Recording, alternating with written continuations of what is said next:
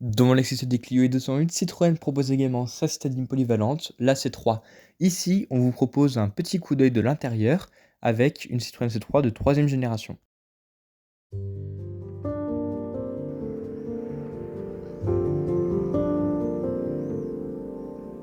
À l'intérieur du C3, comme la Citroën C3 Aircross, c'est la même planche de bord, on découvre une planche de bord justement très originale, très sympathique, très colorée même. Alors effectivement, non, peut-être pas forcément la meilleure combinaison, mais ce n'est pas grave. On a face au conducteur une instrumentation analogique, il faut noter qu'elle n'est pas disponible en numérique. On a un petit afficheur central qui est avec les informations vitales comme la vitesse ou encore la position de la boîte de vitesse, ici une boîte automatique. On retrouve également au centre cette tablette tactile de 8 pouces qui est certes placée un petit peu trop bas selon moi, mais qu'elle mérite tout de même d'être assez facile à utiliser. Alors effectivement, quelques grès d'ergonomie comme par exemple les commandes de climatisation qui sont dans l'écran, mais lorsqu'on vit tous les jours avec la voiture, ça pose pas de problème.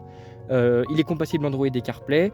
Cependant, il faut recourir aux options pour bénéficier de la navigation. Comme vous voyez, elle n'est pas disponible. Et il faut également recourir à ces mêmes options pour obtenir la commande vocale intégrée. C'est un pack avec le GPS. Pour avoir la commande vocale intégrée de la voiture, pour régler la radio par exemple. Là, on n'a pas celle du téléphone qui est possible. On retrouve également ici donc du coup un levier très sympa pour la boîte automatique avec la transmission qui est installée ici au lieu d'être directement sur la boîte à la manière des boîtes de chez Peugeot par exemple. En termes de qualité des matériaux, c'est très disparate, il faut l'avouer. Beaucoup de plastique dur un peu partout, alors très bien assemblé, il faut l'admettre. Mais on trouve également un petit bandeau ici personnalisable, ici on a du cuir surpiqué, donc très sympathique. Et en plus on a un rappel vraiment très sympathique, très gai, avec cette bande ici qui reprend, donc c'est un pack color avec la teinte des rétroviseurs comme vous pouvez le constater. Et puis aussi là également la petite poignée également là, cuir qui est très sympathique. Le reste également c'est des plastiques durs mais encore une fois bien assemblés.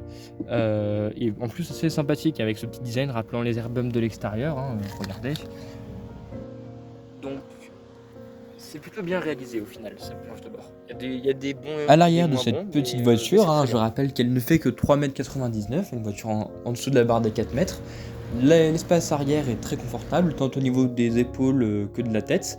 En termes de largeur, c'est suffisant aussi, mais bien sûr, c'est plus une 2 places qu'une 3 places. La troisième place est vraiment limite. Par contre, mention très bien pour les sièges, qui sont d'un moelleux extraordinaire.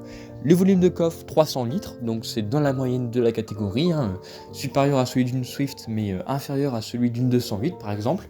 Cependant, par rapport à ces deux voitures, elles souffrent tout de même d'un seuil de chargement un peu trop haut. C'est également le même problème sur la Renault Clio. Notre C3 de présentation était en finition fil, lourdement optionné mais bien équipé, avec notamment les roues de 16 pouces qui donnaient vraiment l'impression d'avoir des jantes. On a également droit au radar de parking arrière associé à une caméra de recul. On a droit également à l'alerte de véhicule dans l'angle mort, tout comme l'alerte franchissement de ligne, les rétroviseurs à commande électrique mais pas rabattables électriquement, les vitres avant et arrière électriques et séquentielles, la planche de bord avec le liseré rouge et l'effet cuir, l'écran tactile de 8 pouces avec réplication smartphone filaire, les commandes au volant et la boîte de vitesse automatique. Donc au final, cette Citroën C3 s'est avérée être une très bonne citadine. Et en termes de motorisation, nous vous conseillons le moteur 1.6 litre Blue HDI diesel dans sa version 100 chevaux, qui s'avère être un très bon choix, très fiable, très économe en carburant, mais aussi très agréable à utiliser, quoique un tout petit peu sonore. Cette motorisation va très bien avec la Citroën C3. Attention toutefois, elle n'est pas disponible, cette motorisation, avec une boîte de vitesse automatique comme la nôtre. Ici, nous avions lu 1 litre de PureTech dans sa version 110 chevaux, un moteur que nous vous déconseillons malheureusement, en raison de ses problèmes nombreux de fiabilité. Cependant, il ne faut pas oublier que certains exemplaires en occasion peuvent bénéficier de l'extension de garantie allant jusqu'à 10 ans ou 185 000 km. Et là, dans cette situation-là, cela pourrait être intéressant.